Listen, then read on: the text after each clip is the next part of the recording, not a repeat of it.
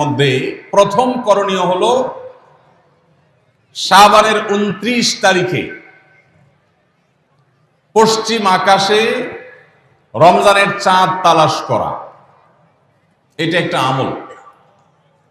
কোন দিন চাঁদ তালাশ করবেন? শাবানের 29 তারিখ।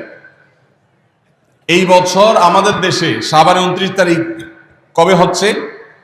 রোজা কবে থেকে শুরু হচ্ছে? তাহলে 29শে শাবান সন্ধ্যায়, যেদিন থেকে রোজা হওয়ার সম্ভাবনা আছে, সেই দিন সন্ধ্যায় মাগরিবের আগে পশ্চিম আকাশের দিকে চাঁদ অনুসন্ধান করার চেষ্টা করে তাকাবেন। পশ্চিম আকাশে চাঁদ অনুসন্ধান করার জন্য যদি চেষ্টা করেন, একটু খোঁজার চেষ্টা করেন, চাঁদ দেখতে যদি পান তো ভালো। এমনকি যদি চাঁদ দেখতে নাও পান, চাঁদ দেখার চেষ্টা যে করেছেন এর কারণ আপনার আমল নামাতে সওয়াব লেখা হবে, একটা সুন্নত আদায় করার সওয়াব।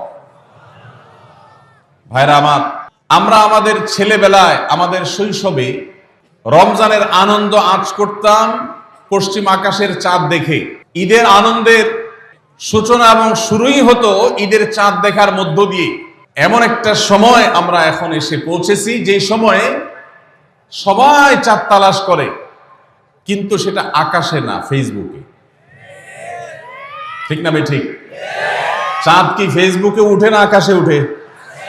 তাহলে সবাই যদি ফেসবুকে চাঁদ তালাশ করেন, আকাশে চাঁদ দেখবে কে?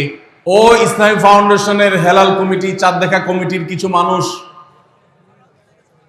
তাদের উপরে নির্ভর করে 18-20 কোটি মানুষ তারা ফেসবুকে তাকায় আছে। এটা খুবই দুর্ভাগ্যজনক একটা বাস্তবতা। নবী করিম সাল্লাল্লাহু আলাইহি সাল্লামের হাদিসটা আমরা লক্ষ্য করি, তিনি বলেছেন, সুমু লিরুয়াতিহি ওয়া আফতিরু লিরুয়াতিহি। তোমরা চাঁদ দেখে সিয়াম সাধনা করবে, চাঁদ দেখে রমাদান উদযাপন করবে, চাঁদ দেখে রমাদানের ইবাদত বন্দেগী করবে, আর চাঁদ দেখে তোমরা ঈদ উদযাপন করবে। চাঁদ দেখে তিনি আমাদেরকে রোজা রাখতে বলেছেন। অতএব চাঁদ দেখতে হবে কি হবে না?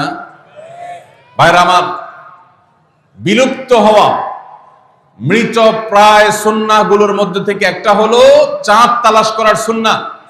এটা ফরজে কিফায়া, মুসলিম সমাজের কেউ যদি না করে সবাই গুনাহগার হবে। এটা খুবই রিস্কি একটা বিষয়, দুর্ভাগ্যজনক একটা বিষয় যে 20 কোটি মানুষের রমজান মাত্র মুষ্টিমেয় কয়েকজন মানুষের দেখার উপর নির্ভর করবে। ভাইরা আমার, আমরা পশ্চিম আকাশে চাঁদ দেখার চেষ্টা করব ইনশাআল্লাহ।